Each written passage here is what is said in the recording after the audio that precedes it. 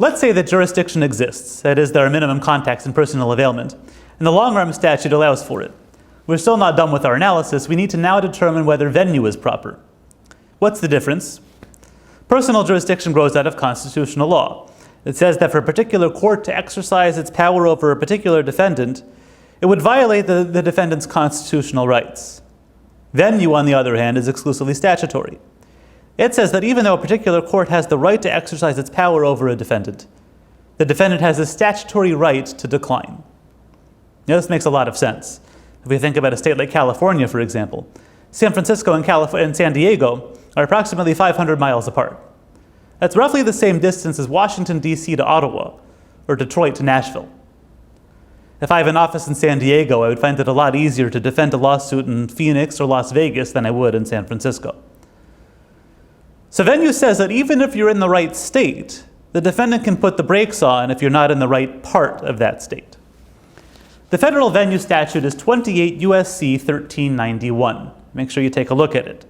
Generally, an action can be brought in 1, the county or district where the defendant lives, 2, the county or district where the action arose, that is the underlying facts, or 3, where the property is located, basically the same thing for property disputes. If none of those work, perhaps because there's no personal jurisdiction in any state that has either of those 3 areas, it would depend on what type of case you're dealing with. If it's a diversity case, you can sue in any venue that has personal jurisdiction. If it's not a diversity case, you can sue in any venue where the defendant is physically located. An alien, a non-resident of the United States, can be sued anywhere. There basically are no venue rules relating to an alien defendant. If there's more than one district that has proper venue under the statute, the plaintiff is in charge.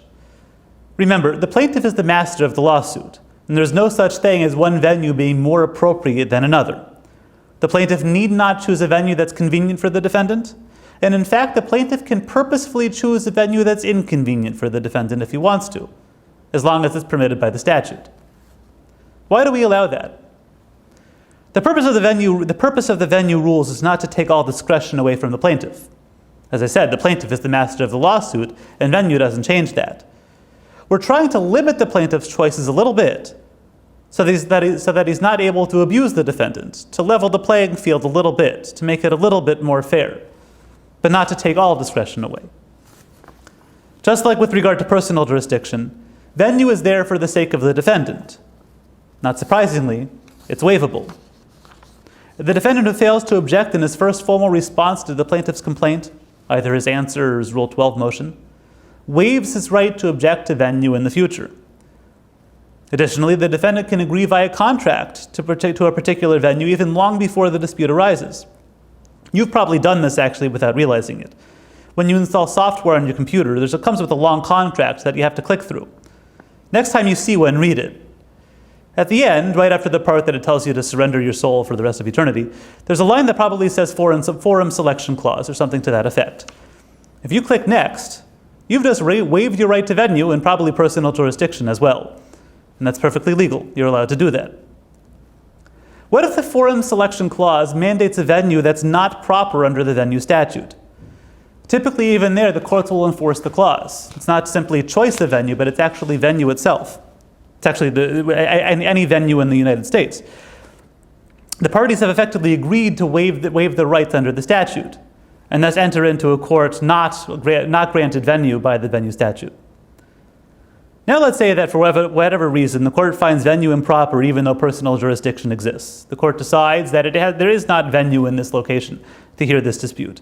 The court can dismiss the case if it wants to. It probably would if there were no personal jurisdiction. Well, it certainly would if there were no personal jurisdiction. Probably would if the proper venue was out of the United States. We'll talk more about that in a moment. More commonly, however, the court will simply transfer the case to a proper venue. Take the case from where it shouldn't be and put it in a place where it is, so that the parties can continue their lawsuit.